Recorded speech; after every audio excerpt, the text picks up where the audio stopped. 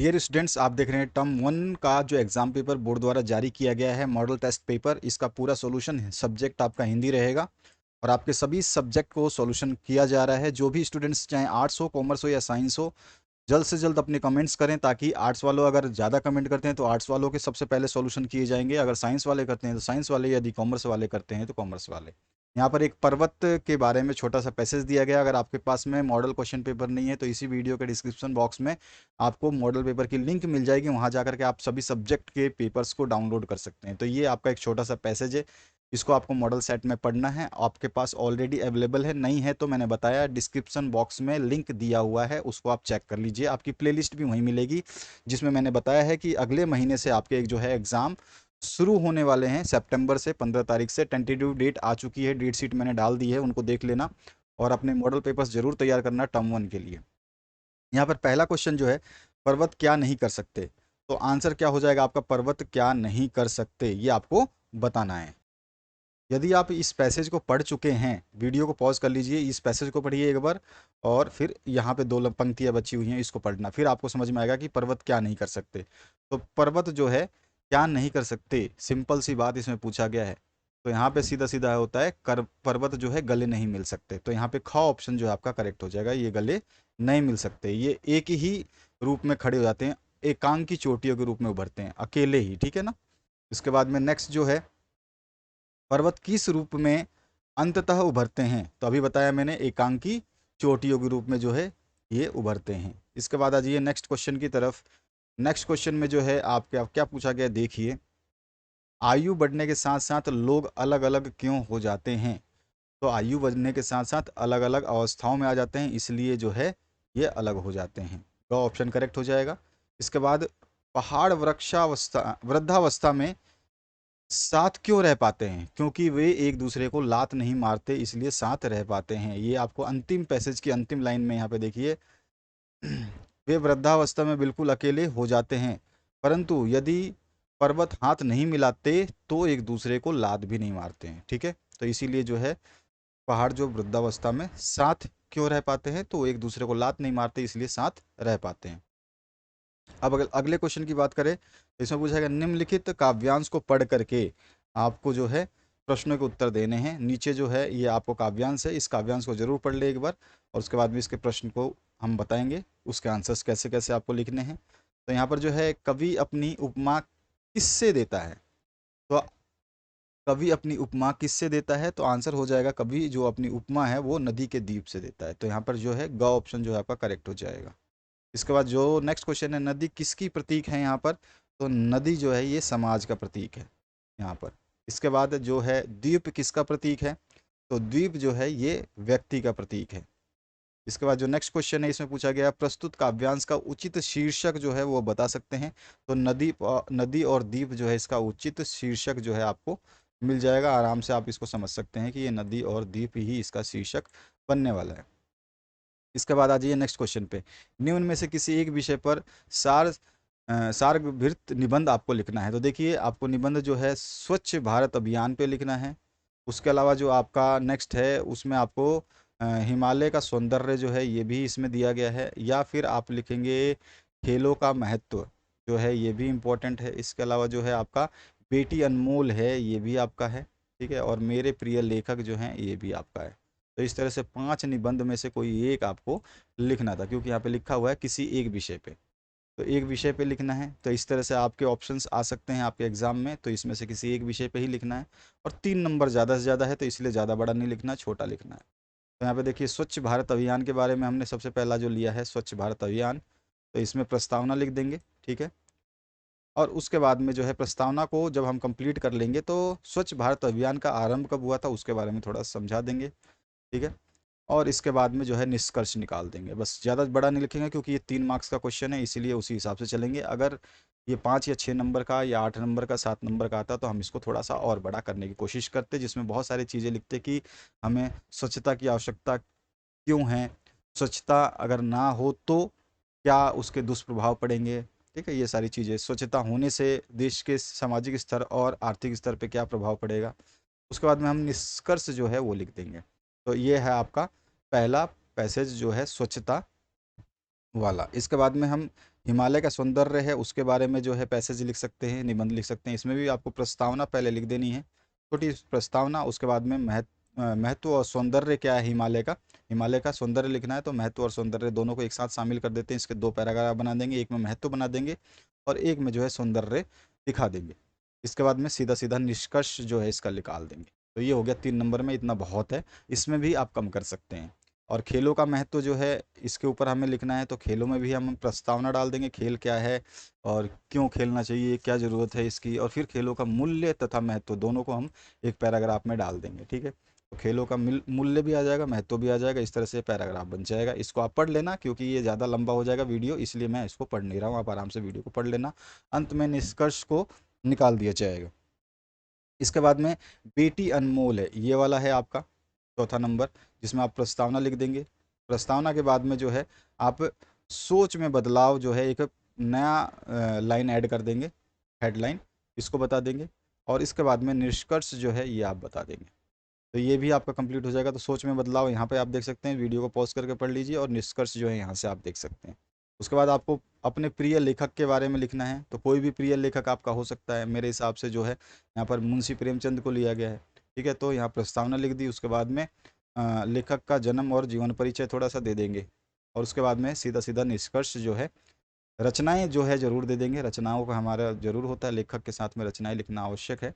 और उस जिसमें उपन्यास आ जाएगा आपका, के अलावा जो है आप कहानी संग्रह क्या कौन कौन सी, ज़्यादा ज़रूरी नहीं, आप दो दो तीन तीन लाइनें, दो दो तीन तीन ही कहानी या जो लिखेंगे। और नाटक जो है आप उनके बता देंगे अगर उन्होंने नाटक लिखी है तो। इसके बाद में उपसंहार जो है शांति से आप लिख सकते हैं, छोटा सा। इसके बाद में है अपने प्रिय मित्र को व्यायाम का महत्व बताते हुए पत्र लिखना है। तो कोई भी अपना एड्रेस डालेंगे, एड्रेस लिख देंगे सबसे पहले डेट के साथ में, क्योंकि आपको इसमें नहीं दिया गया है। तो जब नहीं दिया हो तो आप अपनी मर्जी से कोई भी एड्रेस यूज़ कर सकते हैं, कोई भी नाम यूज़ कर सकते हैं। कल तुम्हारा पत्र प्राप्त हुआ, तुमने अपने बारे में लिखा था कि आजकल तुम वीडियो और मोबाइल गेम का बहुत मज़ा ले रहे हो। तुम दिन भर या तो टीवी देखते रहते हो या फिर मोबाइल पर गेम खेलते रहते हो। तुम पूरा दिन अपने घर पर ही रहते हो और तुम बाहर भी नहीं निकलते हो। तुम्हारे बारे में यह जानकर मुझे बड़ा दुख हुआ। ये अच्छे संकेत नहीं है, इससे तुम्हारे स्वास्थ्य पर नकारात्मक असर पड़ेगा, प्रभाव पड़ेगा। मैं तुम्हें व्यायाम का महत्व बताता हूँ। मेरा सुझाव यह है कि तुम रोज़ सुबह उठ करके नित्य व्यायाम किया करो, और इससे तुम्हारा स्वास्थ्य उत्तम रहेगा। और मुझे देखो, मैं इतनी व्यस्तता के बावजूद भी लगभग 1 घंटे व्यायाम करता हूँ, क्योंकि स्वास्थ्य है तो जीवन का आनंद है। इस सूत्र को तुम भी याद कर लो, और तुम आज से ही प्रण कर लो कि नित्य सुबह उठ करके 1 घंटा व्यायाम करने में लगाया करोगे। व्यायाम करने के अनेक लाभ हैं, तुम्हारा शरीर स्वस्थ होगा तो मन भी प्रफुल्लित होगा, और मन प्रफुल्लित होगा तो एकाग्रता बढ़ेगी जो तुम्हारी पढ़ाई में काम आएगी। यदि तुम अभी से व्यायाम की आदत डाल लोगे तो जीवन भर कोई भी रोग तुम्हारे निकट नहीं फटकेगा या फिर भटकेगा। ठीक है, आशा है कि तुम अपने इस मित्र का सुझाव जरूर मानोगे। तुम्हारा मित्र जो भी आप नाम डालना चाहें डाल सकते हैं। इसके अथवा पाठ में पुलिस अधीक्षक को मोहल्ले के निकट होने वाली गुंडागर्दी की शिकायत करते हुए एक प्रार्थना पत्र आपको लिखना है। पत्र लिखना है तो पत्र में जो है आप सीधा सीधा लिखेंगे, मकान संख्या आप अपना जो है एड्रेस डाल देंगे, एड्रेस डाल के डेट डाल देंगे। उसके बाद में जिसको पत्र लिखना है उसको हम डालेंगे। ठीक है ना, जब आपका औपचारिक पत्र होता है, देखिए ये मित्र को पत्र लिखा गया पत्र है। ठीक है, मित्र में केवल अपना एड्रेस आता है, जो लिखेगा, जो जैसे मैं लिख रहा हूँ तो मेरा एड्रेस आएगा, तो अपने प्रिय मित्र को लिख रहे हो तो आप अपना एड्रेस लिखोगे। लेकिन जब आप पुलिस को, नगर पालिका को, जो आपके करीबी नहीं है, जिसको आप जानते नहीं हो, जो आपसे अनजान है, जो दूर के लोग हैं, यानी कि आपके चाचा, मित्र, दोस्त, पिता, मम्मी, सहेली, ये सब तो आपके पर्सनल है, लेकिन नगर पालिका वाले को आप नहीं जानते हो, समाचार पत्र वाले को नहीं जानते हो, पुलिस को नहीं जानते हो, या और भी बहुत सारे संस्थाएं हैं जिनको नहीं जानते हो, तो उनका एड्रेस ज़रूर आप जो है अपना एड्रेस लिखने के बाद उसके नीचे अपना उनका एड्रेस लिखोगे जिसको पत्र लिख रहे हो। इसको औपचारिक पत्र बोलते हैं। फिर आप जो है विषय बता दोगे, मोहल्ले में गुंडागर्दी के तरफ ध्यान दिलाते हुए उस पर सुधार करने हेतु पत्र। और फिर आप लिख देंगे, महोदय, सविनय निवेदन यह है कि मैं कृष्णा नगर की निवासी हूँ। हमें आज तक किसी कानून व्यवस्था को लेकर कोई चिंता व विरोध नहीं था। मतलब जो अभी कानून व्यवस्था थी वो ठीक था। अभी कुछ समय से यहाँ के क्षेत्र में बड़ी संख्या से में असामाजिक तत्व घूमने लगे हैं। असामाजिक तत्व मतलब गुंडे वगैरह। ये असामाजिक लोग जो है आपस में गाली गलौज करते हैं, महिलाओं के साथ छेड़छाड़ व छीन झपट की घटनाओं को अंजाम देने को आतुर रहते हैं। यह लोग बिना किसी कारण राहगीरों को रोककर उनसे मारपीट करते हैं और सामान छीनकर फरार हो जाते हैं। इतना ही नहीं, इन लोगों ने आने जाने वाले फुटपाथ पर भी अवैध कर्जा कब्जा जो है किया हुआ है, और शाम होते ही ये लोग जो है जुआ खेलते हैं और शराब पीते हैं और अपशब्द का प्रयोग करते हुए गाली गलौज और गुंडागर्दी भी करते रहते हैं, जिसके कारण शाम होते ही कोई पुरुष या महिला सड़क पर निर्भीक रूप से नहीं निकल सकते। अतः श्रीमान से निवेदन करती हूँ कि इस बिगड़ती हुई कानून व्यवस्था की ओर ध्यान देकर यथाशीघ्र इस समस्या से हमें जो है हम सभी को निजात दिलाए। प्रार्थी जो भी आप नाम लिखना चाहें लिख सकते हैं। उसके बाद आ जाइए नेक्स्ट क्वेश्चन की तरफ। निम्नलिखित प्रश्नों के उचित विकल्प आपको चुनने हैं। इसमें सबसे पहला जो क्वेश्चन है उसको देखिए। इसमें पूछा गया आपसे, कोविड महामारी के समय शिक्षा के क्षेत्र में अधिकतम उपयोग होने वाला जनसंचार का माध्यम कौन सा है? तो सभी को पता है कि इंटरनेट सबसे ज़्यादा यूज़ किया गया है महामारी के समय में। दूसरा जो क्वेश्चन है इसमें पूछा गया है आपसे, उल्टा पिरामिड शैली में समाचार के मध्य भागों को क्या कहते हैं? तो उसको हम बॉडी कहते हैं। आपको सभी को पता होगा, तो बॉडी जो है इसका आंसर हो जाएगा। इसके बाद जो नेक्स्ट क्वेश्चन है इसमें पूछा गया है, ककार कितने प्रकार के होते हैं? तो आप जानते हैं अच्छी तरह से, ककार जो है वो 6 प्रकार के होते हैं, और 6 प्रकार में कौन कौन से होते हैं उनके नाम हमेशा आप याद रखेंगे। यह इसमें होता है क्या, कब, कहाँ, क्यों, कौन और कैसे। ठीक है, ये 6 होते हैं, ध्यान रखना है। दोबारा बोल रहा हूँ, क्या, कब, कहाँ, क्यों, कौन और कैसे। इसके बाद आ जाइए नेक्स्ट क्वेश्चन पे। कविता की कविता की रचना में छंद का क्या महत्व है, ये आपको बताना है। तो छंद का महत्व हम आसानी से बता सकते हैं। देखिए, कविता में छंद के माध्यम से कम शब्दों में आधिकारिक भावों की अभिव्यक्ति होती है। ठीक है, तथा इससे जो है संगीत और लय का समावेश हो जाता है, और छंद के प्रयोग से पाठक या श्रोता के हृदय में सौंदर्य बोध की गहरी अनुभूति हो जाती है, और छंदबद्ध कविता को सुगमता से जो है कंठस्थ किया जा सकता है, याद किया जा सकता है। और छंद जो है कविता के भाव को जो है रसमयी बनाता है। ठीक है, ये सब चीज़ें आप लिख सकते हैं। तो छंद का उपयोग इसीलिए किया जाता है। इसके बाद में अथवा पाठ में है, नए और अप्रत्याशित विषयों पर लिखना सामान्य लेखन से कैसे भिन्न है? तो नए तथा अप्रत्याशित विषयों के लेखन में आत्मपरक मैं शैली का प्रयोग किया जा सकता है। ठीक है ना,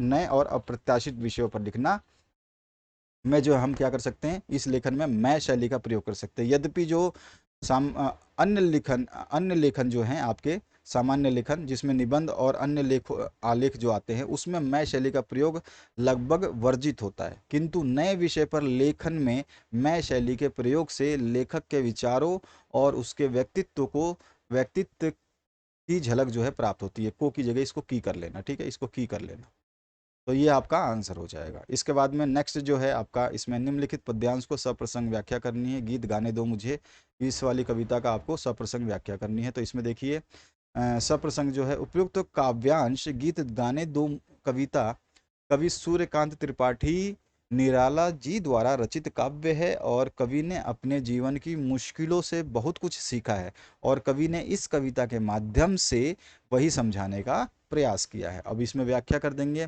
कवि ने इस पद्यांश में अपनी वेदना को कम करने के लिए गीत गाने का आवेदन किया है। वो अपने जीवन से लड़ते लड़ते थक गए हैं, इस कारण वह अत्यंत दुखी हैं।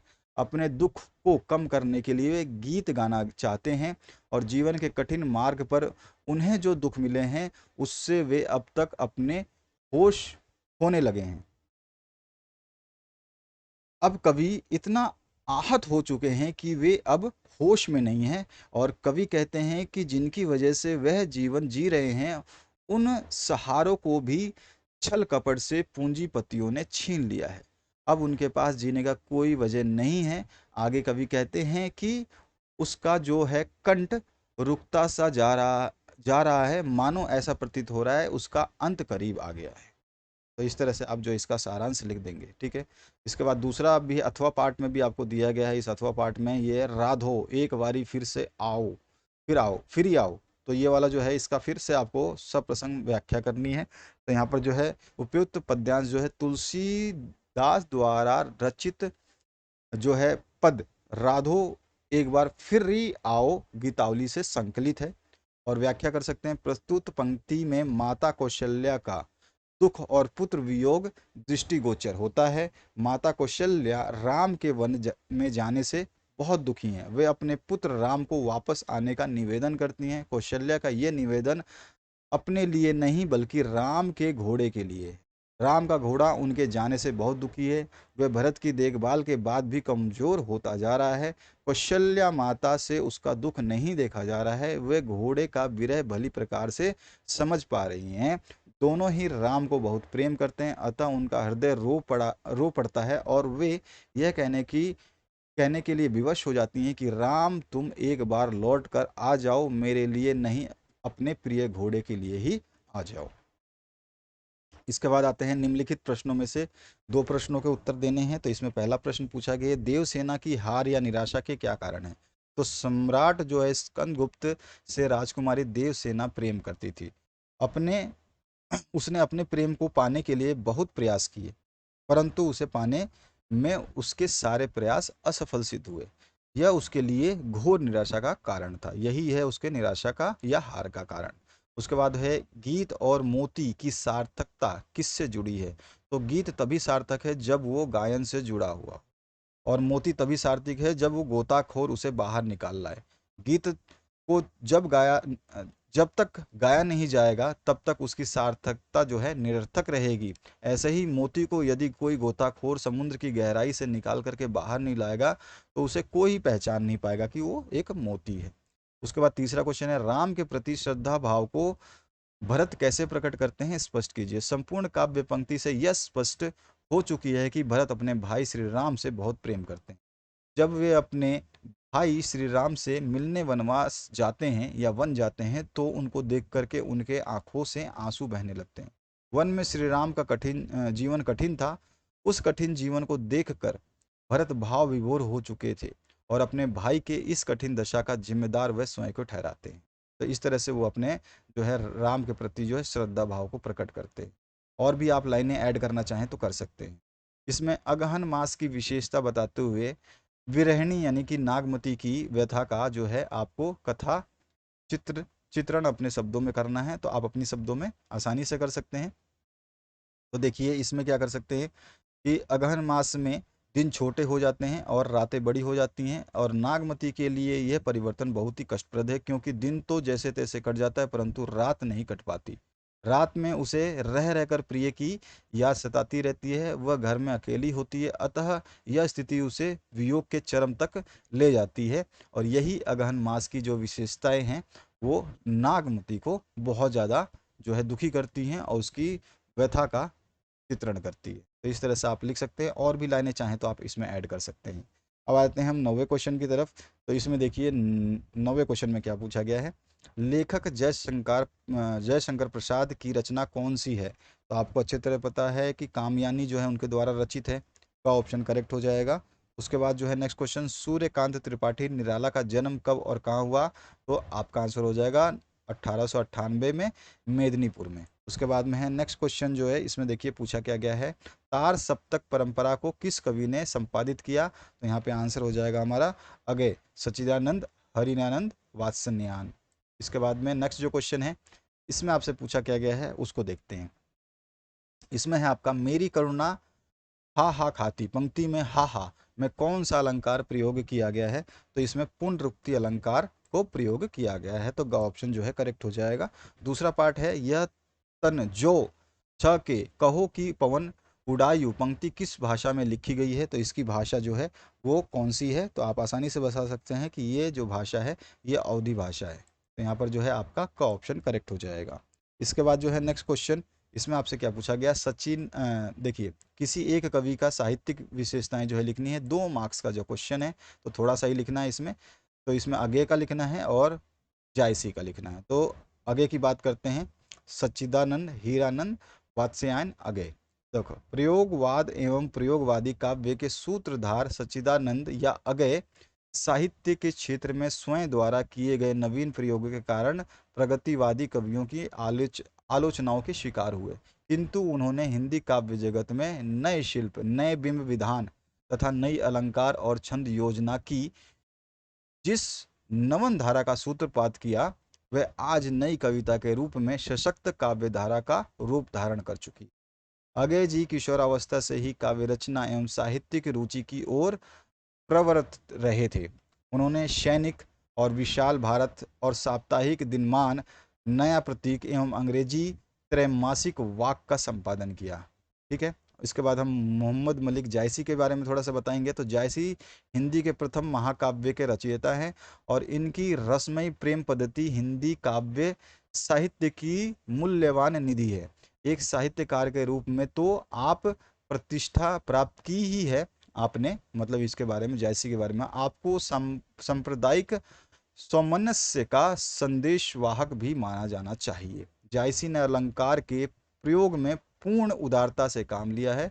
रूप वर्णन, युद्ध, प्रकृति चित्रण तथा आध्यात्मिक तत्वों की रहस्य योजनाओं में अलंकारों की पूरी सहायता ली गई है।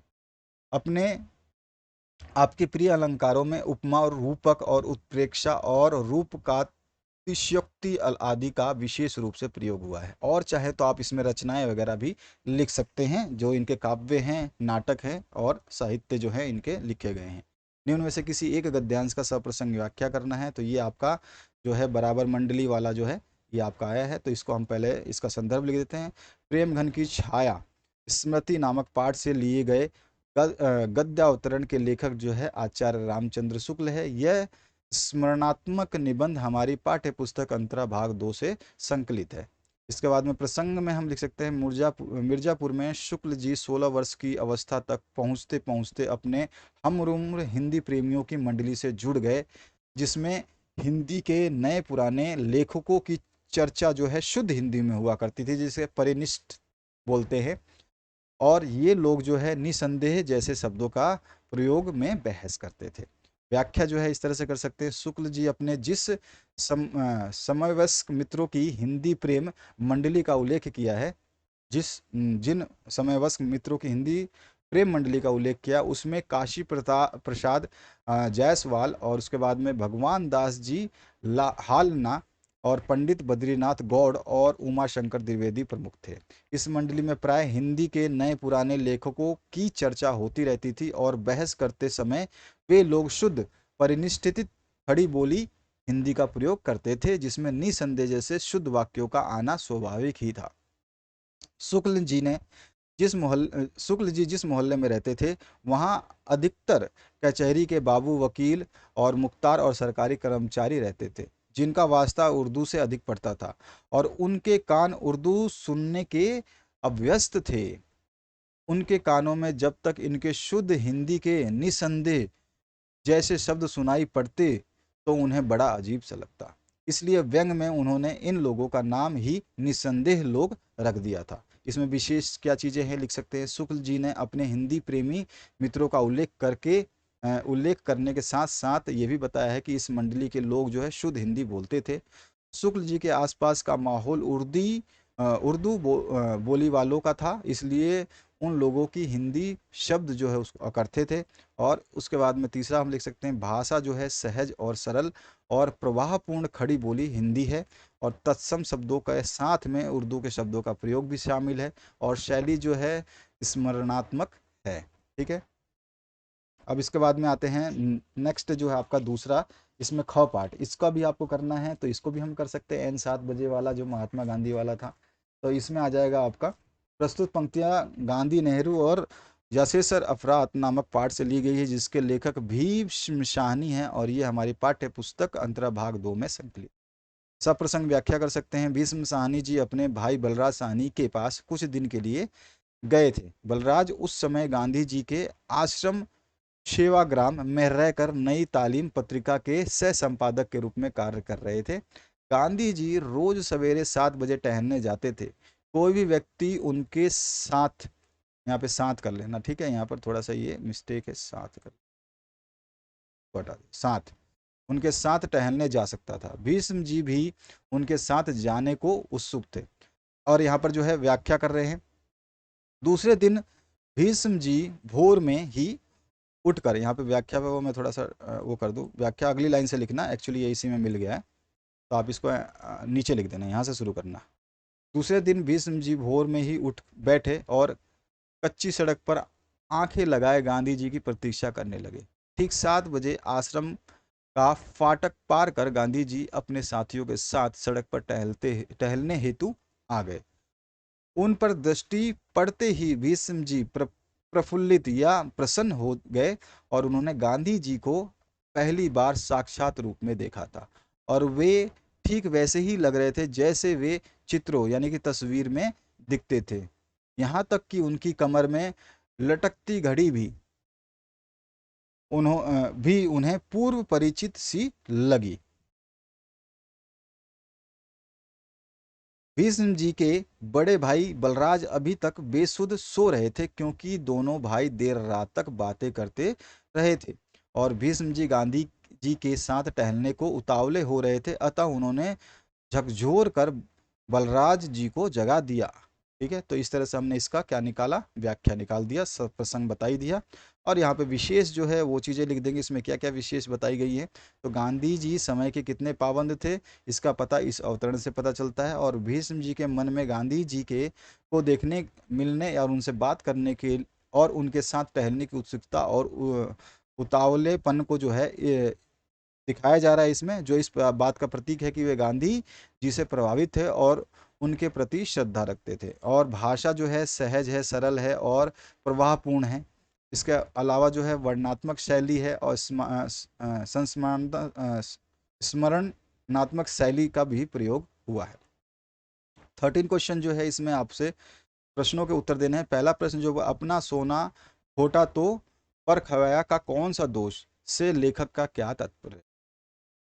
तो इसमें जो है इस पंक्ति से लेखक का तात्पर्य है कि जब अपनी वस्तु में ही दोष हो तो परखने वालों को दोष नहीं देना चाहिए। परखने वाला तो वही दोष निकालता है जो उस वस्तु में होती है, अर्थात हमें परखने वाले को नहीं अपितु अपनी वस्तु को दोष देना चाहिए और उसमें ही जो सुधार हैं और उसमें ही जो कमियां हैं उनको हमें दूर करना चाहिए। ठीक है, तो ये हो गया इसका आंसर। दूसरा क्वेश्चन जो है, बड़ी बहुरिया अपने मायके संदेश क्यों भिजवाना चाहती थी। तो बड़ी बहुरिया के लिए मायके ही वह स्थान रह गया था जहां वह आश्रय की उम्मीद पा सकती थी। अतः वह अपने घर वालों को अपनी दशा बताने के लिए यह संदेश भेजना चाहती थी। ठीक है, उसका संदेश सुनकर वह चाहती थी कि मायके वाले उसे लेने आ जाएं, इसलिए जो है बड़ी बहुरिया अपने मायके में संदेश भिजवाना चाहती थी। तीसरा क्वेश्चन है, कश्मीर के लोगों ने नेहरू जी का स्वागत कैसे किया। तो कश्मीर के लोगों ने नेहरू जी का स्वागत तरह तरह के फूल मालाओं के साथ किया। नदी के दोनों ओर हजारों हजार कश्मीर निवासी अदम्य उत्साह के साथ उनका स्वागत कर रहे थे और यह दृश्य देखने में बहुत ही अद्भुत था। इसका चौथा जो प्रश्न है, दुर्लभ बंधु की पेटियों की कथा लिखिए। तो यहाँ पे देखिए, दुर्लभ बंधु एक नाटक है, इसका पात्र पुरुषी है और उसके सामने 3 पेटियां रख दी जाती हैं। प्रत्येक पेटी अलग अलग धातु की बनी होती हैं। इसमें से एक सोना, दूसरा चांदी और तीसरा लोहे से बनी होती है। प्रत्येक व्यक्ति को यह स्वतंत्रता है कि वह अपनी मनपसंद पेटी को चुने और अकड़बाज नामक व्यक्ति सोने की पेटी को चुनता है तथा वह खाली हाथ वापस जाता है। एक अन्य व्यक्ति चांदी की पेटी चुनता है और वो लोभ के कारण उसे भी लौट जो है लोभ के कारण उसे भी लौटना पड़ता है। इसके विपरीत जो सच्चा और परिश्रमी होता है वह लोहे की पेटी को चुनता है। इसके फलस्वरूप उसे घुड़दौड़ में प्रथम पुरस्कार जो है प्राप्त होता है। तो दुर्लभ बंधु की पेटियों की कथा जो हमने समझा दी। अब इसके बाद में नेक्स्ट जो क्वेश्चन है इसकी बात करते हैं। उचित विकल्पों का चयन जो है, आचार्य रामचंद्र शुक्ल का जन्म कब और कहाँ हुआ। तो यह हो जाएगा 1884 में आंगना गांव में। इसके बाद जो नेक्स्ट क्वेश्चन है इसमें पूछा गया, क्या पूछा गया है ये देखिए। जैसे वो मेरा कच्चा चिट्ठा किस लेखक की आत्मकथा है। तो ये है ब्रजमोहन व्यास की आत्मकथा। तो ये इसका आंसर यहाँ पे ब्रजमोहन आत्मव्यास। ठीक है, ये दोनों आंसर हैं आपके जो यहाँ पे हाईलाइट कर रखे हैं हमने। इसके बाद जो नेक्स्ट पार्ट है इसमें, निम्नलिखित में से किसी एक लेखक का साहित्यिक परिचय आपको लिखना है। पंडित चंद्रधर शर्मा गुलेरी जी का या फिर फंडीश्वर नाथ रेणु का। तो रेणु का लिखना है या गुलेरी का, दोनों में से किसी एक का लिखना है। हमने दोनों का लिख दिया। चंद्र शर्मा गुलेरी का देखिए, चंद्रधर शर्मा गुलेरी हिंदी साहित्य में जाने माने साहित्यकार थे। चंद्र शर्मा गुलेरी को हिंदी साहित्य में सबसे अधिक प्रसिद्धि 1915 में सरस्वती मासिक में प्रकाशित कहानी उसने कहा था के कारण मिली। यह कहानी शिल्प एवं विषय वस्तु की सृष्टि से आज भी मील का पत्थर मानी जाती है। चंद्र शर्मा गुलेरी की कुछ रचनाएं जो हैं हम उसको जरूर बताएंगे। साहित्यिक परिचय दे रहे हैं जिसमें इनका निबंध है, कुछ उनको लिख देने हैं, कुछ कविताएं हैं उसके बारे में बता देना है, और कुछ कहानी संग्रह हैं उसके बारे में, कुछ सभी के मतलब दो दो तीन तीन केवल नाम लिख देंगे तो काम चल जाएगा। चंद्रधर शर्मा गुलेरी की मृत्यु पीलिया के बाद तेज बुखार से मात्र 39 वर्ष की आयु में 12 दिसंबर 1922 में काशी में हो गई। ठीक है, अब आते हम रेणु के साहित्यिक परिचय की बात करते हैं। रेणु जी हिंदी के प्रथम आंचलिक उपन्यासकार हैं। उन्होंने अंचल विशेष को अपनी रचनाओं का आधार बना करके वहाँ के जीवन और वातावरण का सजीव अंकन किया है। इनकी रचनाओं में आर्थिक अभाव तथा विवशताओं से जूझता समाज यानी यथार्थ के धरातल पर उभर कर सामने आता है। ये जो चीज़ लिखते हैं वो सच्ची लिखते हैं। अपनी गहरी मानवीय संवेदना के कारण वे अभावग्रस्त जनता की बेबसी और पीड़ा भोगते से लगते हैं और इनकी रचनाओं में अनूठी संवेदनशीलता मिलती है। सन 1954 में उनका बहुचर्चित आंचलिक उपन्यास मैला आंचल प्रकाशित हुआ। बहुत ही इंपॉर्टेंट है, इसका आपने नाम भी सुना है और इसको पढ़ा भी होगा। ठीक है, प्रकाश जिसने हिंदी उपन्यास को एक नई दिशा दी। रेणु जी मूलतः कथाकार है, किंतु उन्होंने अनेक मर्मस्पर्शी निबंध भी लिखे हैं। उनके निबंधों में भी जो है सजीवता और रोचकता बनी हुई है। और जो रेणु जी की प्रसिद्ध रचनाएं हैं उनमें है कहानी संग्रह जो हम दे सकते हैं कुछ, ठीक है, और उपन्यास जो उन्होंने कुछ लिखे हैं उसके बारे में बता सकते हैं। निबंधों का क्या संग्रह है ये भी हम बता सकते हैं। उनकी भाषा शैली के बारे में भी अगर लिखना चाहें तो लिख सकते हैं। रेणु जी की भाषा अत्यंत सरल, सहज और प्रभावपूर्ण है। उनकी भाषा में चित्रात्मकता और काव्यात्मकता का गुण है और वे वर्ण विषय का एक सजीव चित्र प्रस्तुत कर देते हैं। इसके बाद है आपका निम्नलिखित में से किसी एक प्रश्न का उत्तर देना है। तो हम मोखार बार बनाएंगे इस कथन के आधार पर सूरदास के चरित्र का वर्णन जो है आपको करना है। तो हम 100 लाख बार बनाएंगे। इसमें क्या है देखिए, इसमें चरित्र का पहले तो इनका चरित्र बताता है कि ये दृढ़ निश्चयी हैं इसमें, ठीक है, और दूसरा बताता है वो परिश्रमी है, और तीसरा जो बताता है वो बहादुर है। तो इन तीनों को हम थोड़ा सा एक एक दो दो लाइनों में डिस्कस करके यहाँ पे लिख देंगे। जैसे दृढ़ निश्चय में लिखेंगे, वह एक दृढ़ निश्चय व्यक्ति हैं। रुपए के जल जाने के बाद भी बात ने उसे कुछ समय के लिए दुखी तो किया, परंतु बच्चों की बातों ने जैसे उसे दोबारा खड़ा कर दिया और उसे एहसास हुआ कि परिश्रमी मनुष्य दोबारा खड़ा हो सकता है। परिश्रम की बात करें तो वह भाग्य के भरोसे रहने वाले नहीं है, उसे स्वयं पर विश्वास है, अतः वह उठ खड़ा हुआ और परिश्रम करने के लिए तत्पर हो गया था। बहादुरी की बात करें तो सूरदास बेशक शारीरिक रूप से अपंग है, परंतु वह डरपोक नहीं है। मुसीबतों का सामना करना वो जानते हैं और इतने कठिन कठिन समय में भी वह स्वयं को बिना किसी सहारे के तुरंत संभाल सकते थे। इसके बाद में है यहाँ पे जग घर के मन में किस तरह का ईर्ष्या भाव जागा और क्यों। तो यहाँ पे आंसर क्या हो जाएगा हमारा, जगगर जब भैरव के घर यह पता करने पहुंचता है कि सूरदास के घर आग किसने लगवाई, तो उसे पता चला कि भैरव ने ही सूरदास के घर में आग लगवाई थी।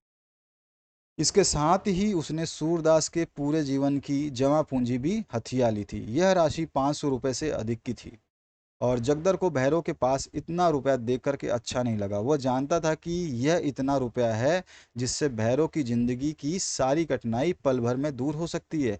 भैरव की भैरव की चांदी होते देख उससे रहा ना गया। वह मन ही मन भैरव से ईर्ष्या करने लगा और लालच उसके मन में सांप की भांति फन फैलाए खड़ा हो गया। भैरव के इतने रुपए लेकर आराम से जिंदगी जीने के ख्याल से ही वह तड़प उठता। भैरव की खुशी उसके लिए दुख का कारण बन गई। तो यही है जगधर के मन में किस तरह की ईर्ष्या भाव जागा, तो ये बता दिया। और क्यों जागा, क्योंकि उसको पता है कि जो है वो आसानी से जो है पूरा का पूरा जिंदगी जो है उस पैसे से बिता सकता है। तो इस तरह से उसका जो है ये सब जागा। इसके बाद यहाँ पर नेक्स्ट प्रश्न जो है, पत्थर की जाति में लेखक का क्या आशय है और इसके विभिन्न प्रकारों के बारे में आपको बता। पत्थर की जाति से लेखक का आशय पत्थर के प्रकार से है और बहुत किस्म के पत्थर पाए जाते हैं। वे इस प्रकार से हैं जिसमें आपका ग्रेनाइट हो जाएगा, ठीक है, इस यह जो है सख्त पत्थर होता है और इसकी चट्टान भूरी होती है, लेकिन इसमें गुलाबी आभा भी थोड़ी सी मिलती है। और बसाल्ट जो होता है, इस पत्थर का निर्माण जो ज्वालामुखी के लावे से होता है। बलुआ जो पत्थर होते हैं ये बालू से बना होता है, और जो है ये लाल किला आदि इमारतों इसी से बनी हुई हैं। और संगमरमर जो है ये चूना पत्थर के बदलने से बनता है, यह मुलायम होता है, और इसके इसी पत्थर से जो है आपका क्या बना हुआ है, ताजमहल। और परतदार पत्थर जो है यह बारीक कणों के रूपांतरित शैलों से बना हुआ था। तो इस तरह से इनके एक एक लाइन में आप जो है समझा सकते हैं कि इनकी जाति कौन कौन सी है। अथवा में पाठ है आपका, रूप सिंह पहाड़ पर चढ़ना सीखने के बावजूद भूप सिंह के सामने बौना क्यों पड़ गया। तो इसका आंसर हम लिखेंगे, रूप सिंह ने पहाड़ पर अवश्य चढ़ना सीख लिया, परंतु उसका चढ़ना भूप सिंह के समान नहीं था। वह रस्सियों तथा अन्य सामान के साथ पहाड़ों पर चढ़ना सीखा था। उसके बिना तो वह चढ़ाई कर ही नहीं सकता था। भूप सिंह एक पहाड़ी व्यक्ति था, और पहाड़ों पर रोज कई बार चढ़ना उतरना पड़ता था। इसके लिए वह रस्सी व अन्य किसी सामान का सहारा नहीं लेता था। वह दुर्गम चढ़ाई भी सरलता से चढ़ जाता था या सरलता से कर सकता था।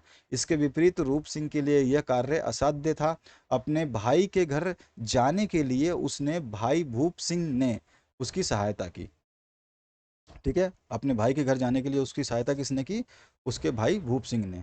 और भाई द्वारा पहाड़ों पर बिना किसी सहारे के चढ़ाई देख करके वह स्वयं को उसके आगे बौना महसूस करने लगा, और उसका स्वयं पर जो है गर्व समाप्त हो गया और विश्वास समाप्त हो गया। इस वजह से जो है रूप सिंह पहाड़ पर चढ़ना सीखने के बावजूद भी जो है भूप सिंह के सामने बौना पड़ गया।